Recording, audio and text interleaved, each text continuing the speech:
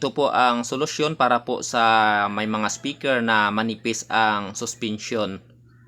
Gaya po nito, napakakapal po ng kanyang cone pero ang kanyang suspension ring ay napakanipis.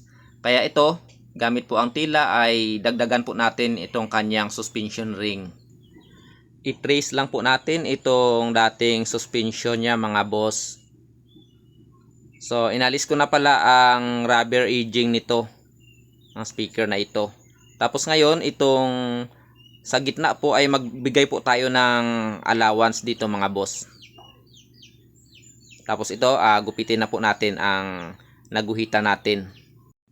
Ang magandang tila na gamitin dito mga boss ay yung mga tila po na gawa po sa kuton. Dahil na trace po siya natin kanina ay saktong-sakto po ito.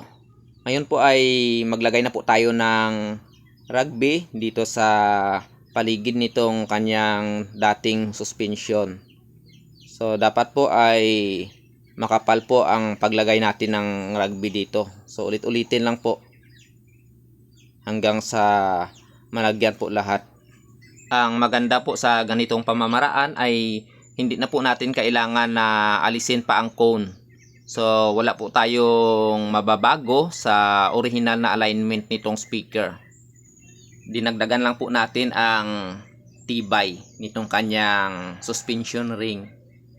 Pinakapala natin ito mga boss dahil na-observe po namin sa speaker na ito, once na nilakasan po natin ang bass ay dinig po natin ang vibration nitong kanyang suspension ring kasi napakanipis po.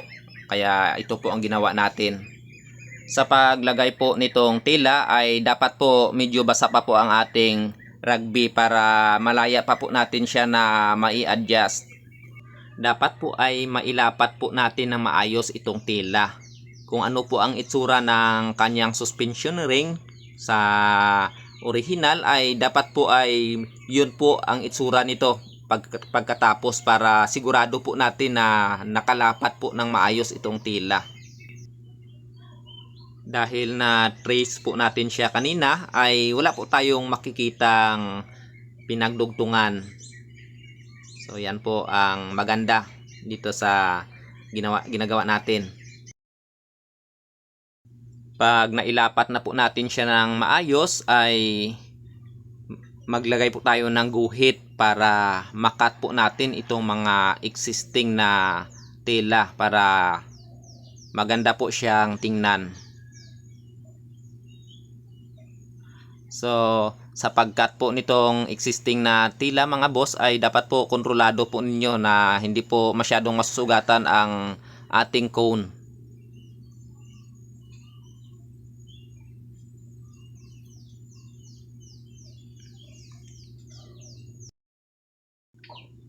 Ganun na rin po dito sa edging ng ating speaker ay alisin na rin po natin itong mga existing na tila dito.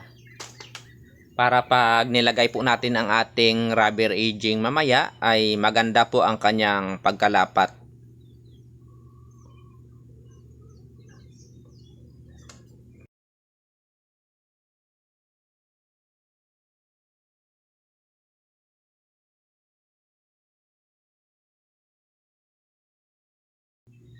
Pagkatapos po nito ay maglagay po tayo ulit ng rugby for finishing na po ito.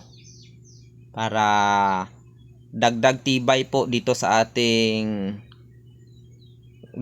nilagay na suspension ring.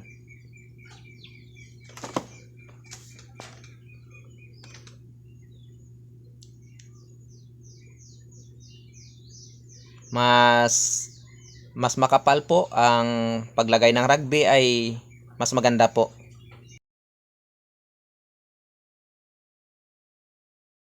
Para tumigas po at mas madaling matuyo ay ibilad po natin siya sa araw.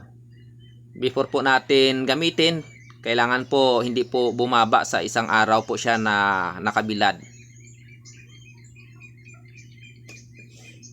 Ngayon po ay binabalik na po natin ang kanyang rubber edging.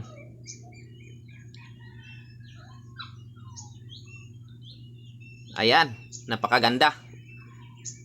Para gumanda po lalo ay mas maganda po na pipinturahan natin ng itim.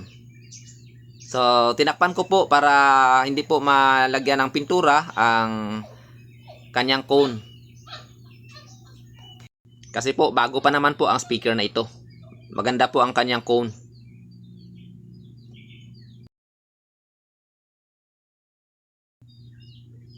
Ayan, so may panlaban na ito mga boss sa matinding tugtugan.